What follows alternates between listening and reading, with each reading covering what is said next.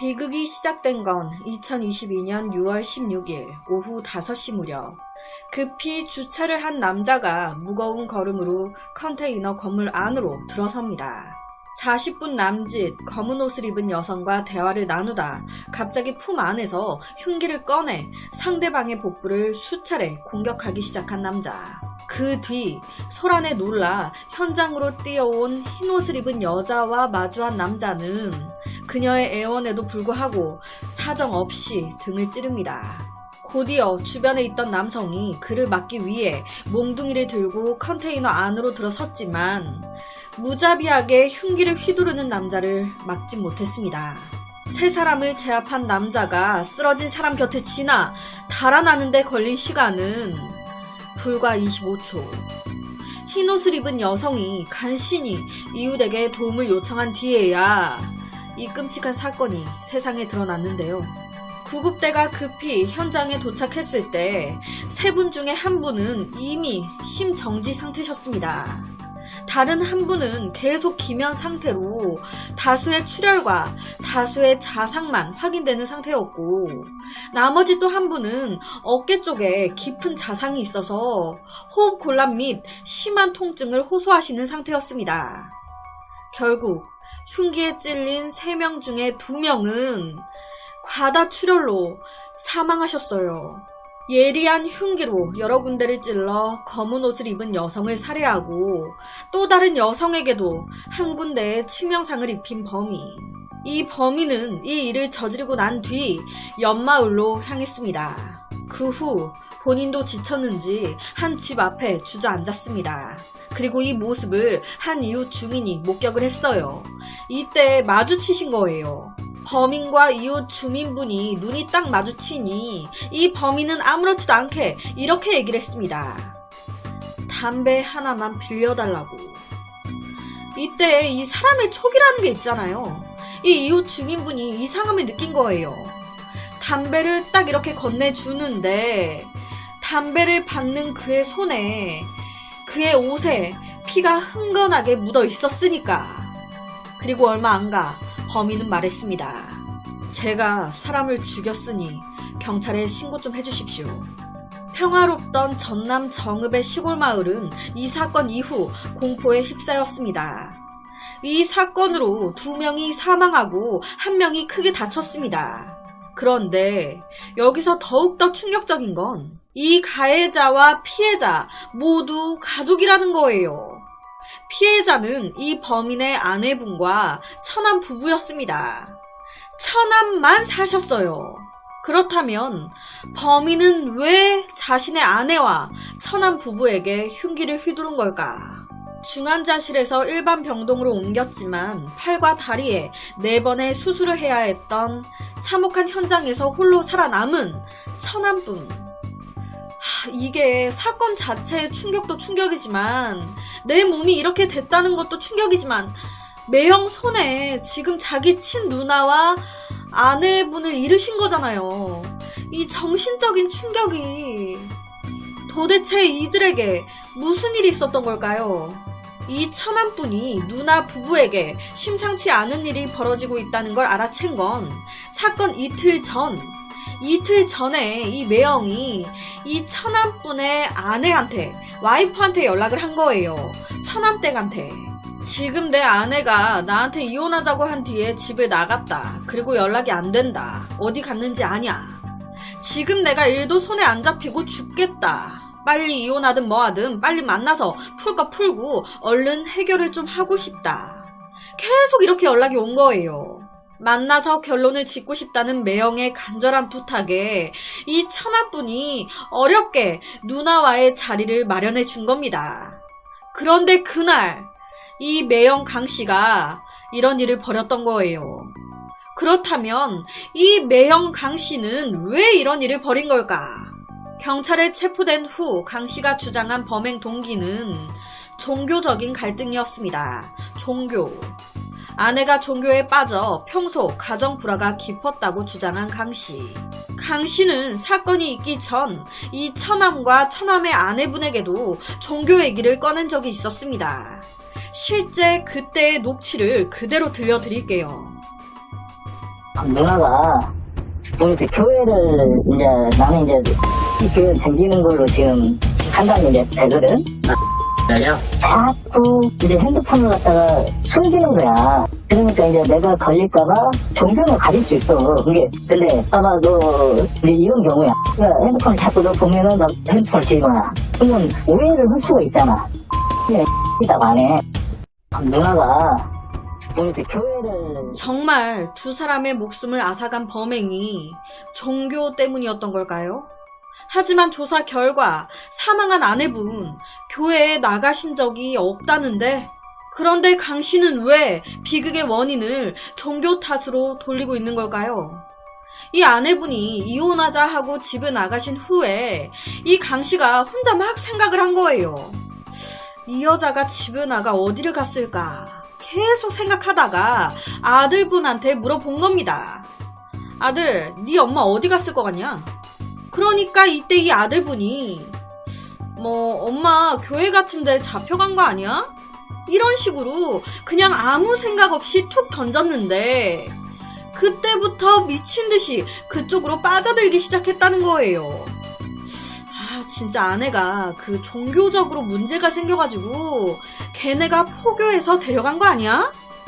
아들의 농담을 진심이라 여기면서 조금씩 아내를 의심하기 시작했다는 겁니다.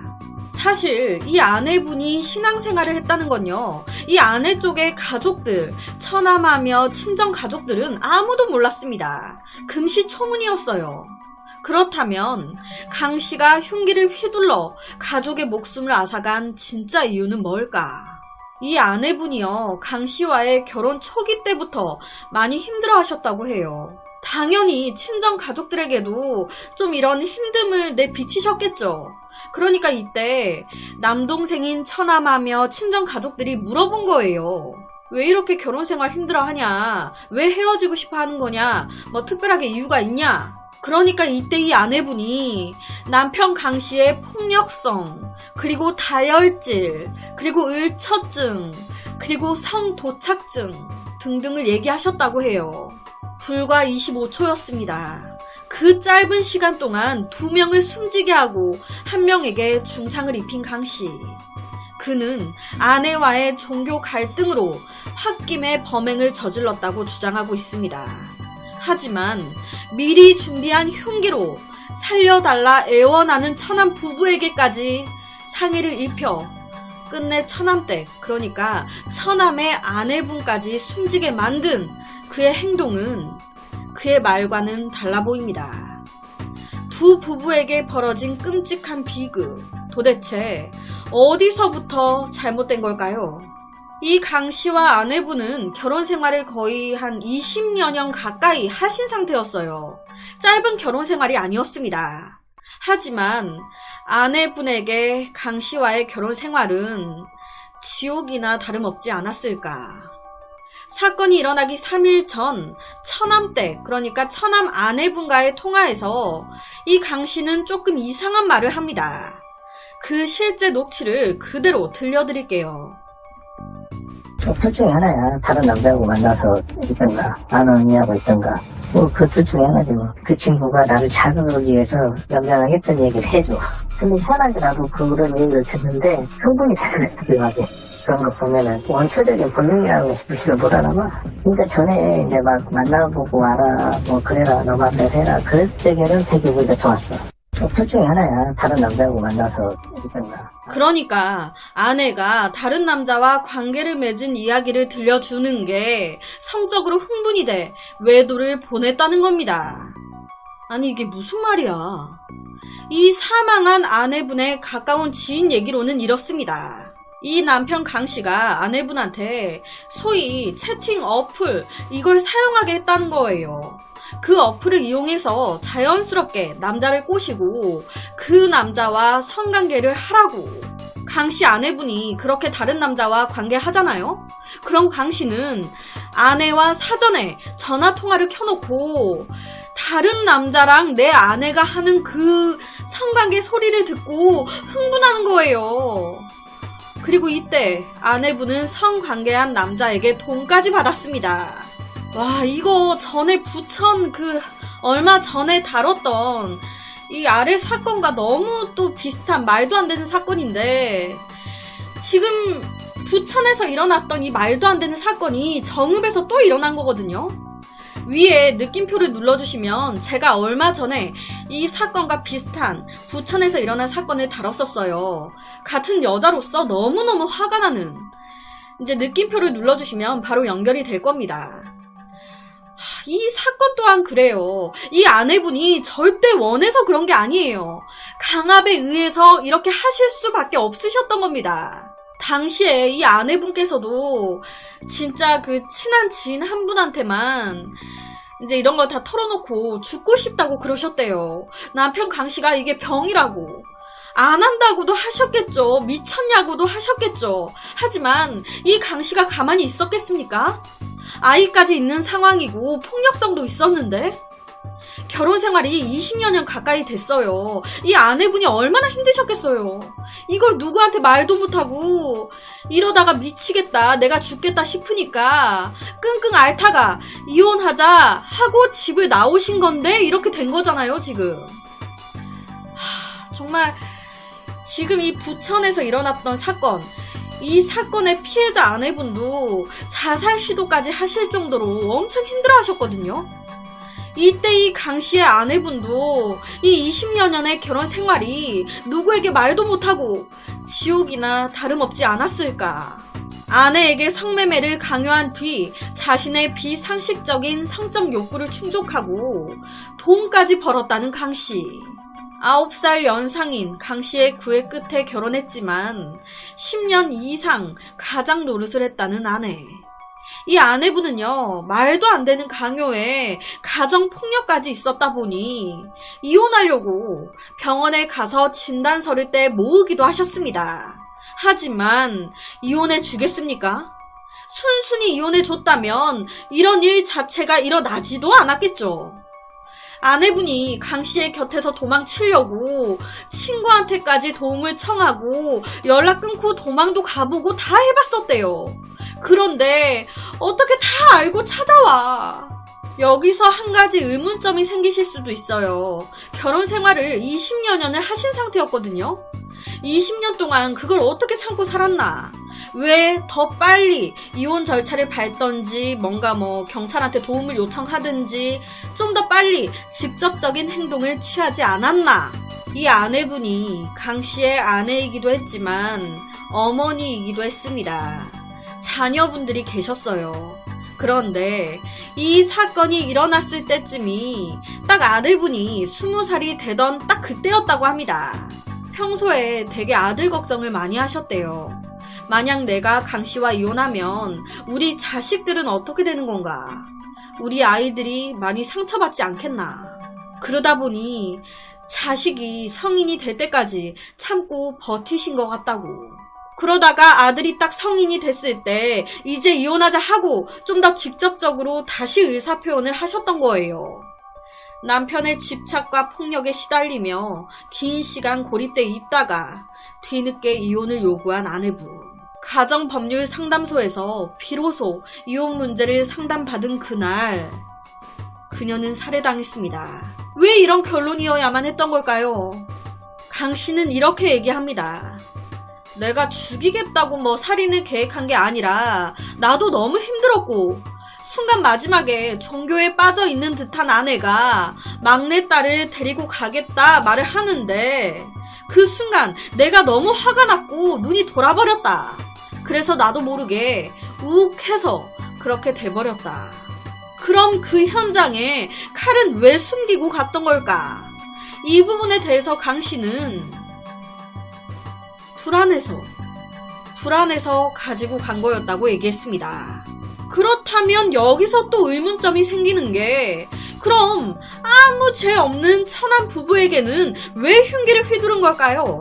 실제로 사건이 일어나기 전 이 강씨는 천암댁, 천암의 아내분과 통화를 하면서 의미심장한 말을 합니다. 이때 이 녹취도 그대로 들려드릴게요. 언니는 이제 확실히 그냥 정리하고 싶다고 막 얘기를 하네요. 근데 이걸 옆에 있는 사람들이 도와주려면 뭐라는데 그냥 헤어져라는 거밖에 안 되잖아. 나 여러 가지 없잖아요. 생각은 많아. 그러니까 본인이 어떻게 해야 되는지 상관없어. 나 우리 애들 버릴 수도 있고 나 지금 누가 돌고 있어 지금.